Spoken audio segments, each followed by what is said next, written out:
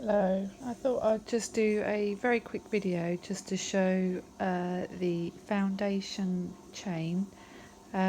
This chain is needed if you're doing row to row crochet, not in the round. You can start in the round by doing first a foundation chain and then joining to your first stitch, or doing a magic circle. So for the purpose of this video I thought I'd use a large crochet hook, and I usually like the ones with the big grip because then it helps. Oh bloody hell, don't you just hate it? If you could see the way I've set up this video, it's quite hilarious really.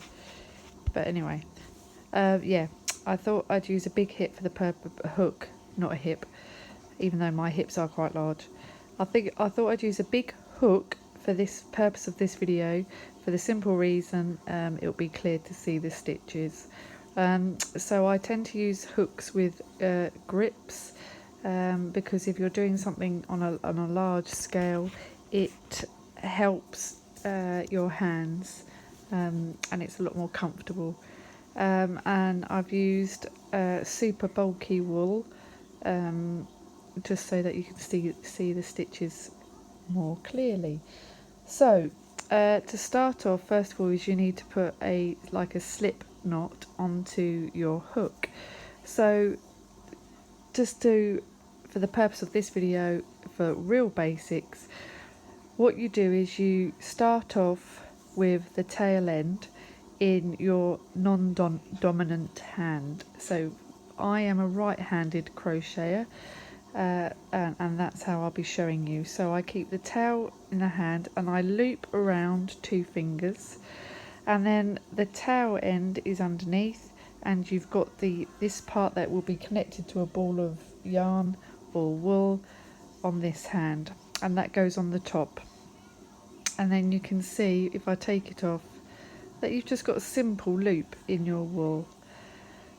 The ball of yarn string flops underneath, and you can see it through here, and then all you do is you insert your hook in, and using your hook you just pull up a loop, and then what you do is you tighten that onto your hook, and that is your slip knot.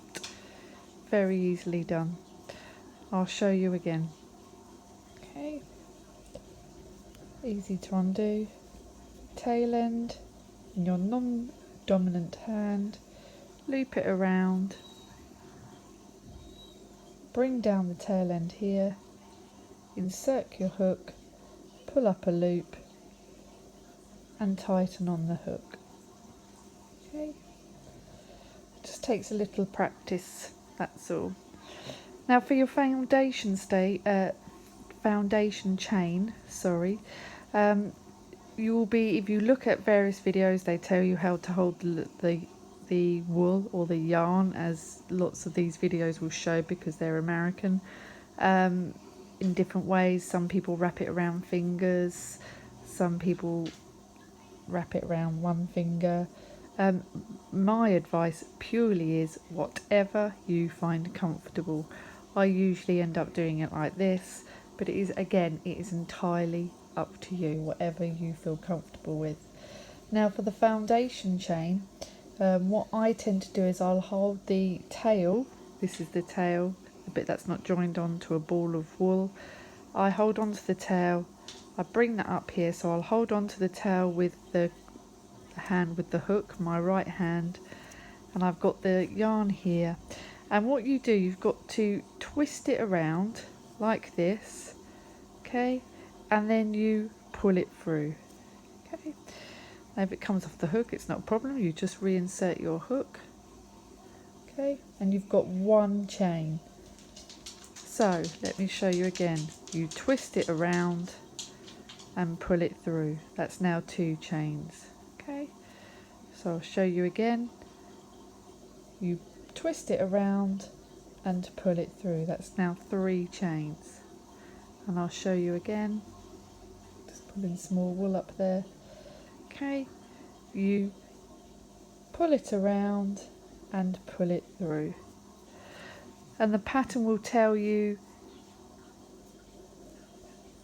See, 6 chains, 8 chains, whatever. That's just my dog. Okay, so you just keep twisting around and pulling through, twisting around, pulling through. Okay, and it's worth just practicing that to try and keep consistency. That is really key when you're crocheting. As you can see, you need to be consistent.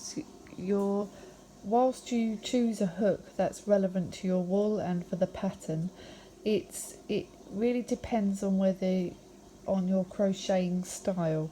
I'm quite a tight crocheter, so I do have to make sure that I do the swatches before I do the pattern to make sure that the tension is correct.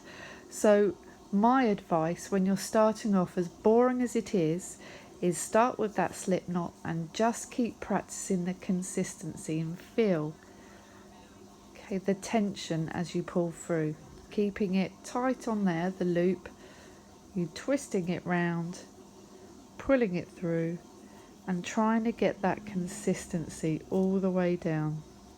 Okay. And what you'll find is eventually you'll find your own rhythm, you'll find your own way of holding it. Okay, because when I was learning and I looked at various videos, they all teach you how to hold it. They teach you how to hold the wool.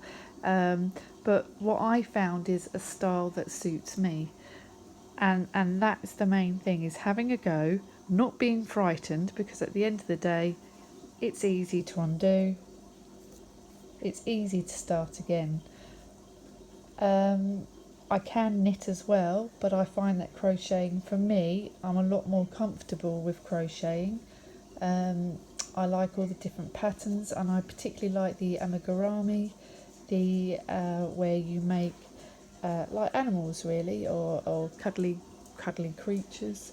At the moment, I am currently making a bunny, so this is amigurumi, sorry, and this is crocheting in the round. And like I said, some patterns will call for you to do your chain, your foundation chain, and then join into a circle, whereas for this one I used a magic circle, and I'll do a tutorial on how to do a magic circle later on. But as I say, crocheting is really fun. You can create some wonderful things with it. And my advice, if you've never done it before, get a hook. They're relatively cheap. If you're starting out, I would go for bigger. I would definitely choose a hook with a comfort handle, which is easier to grip, and just have a go. If you think about it in a logical sense, it is simply creating knots. If you can do a knot, if you can tie a shoelace, it's just about using a tool to create those knots, and that's all it is.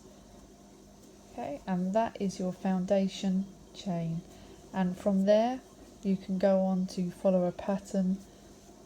My advice is, when you're starting out, is just to do lots and lots of squares, which won't be wasted, because you can eventually join them together to create like a granny blanket, a granny square blanket. Okay, so there is your foundation chain. Thank you. See you soon. Bye.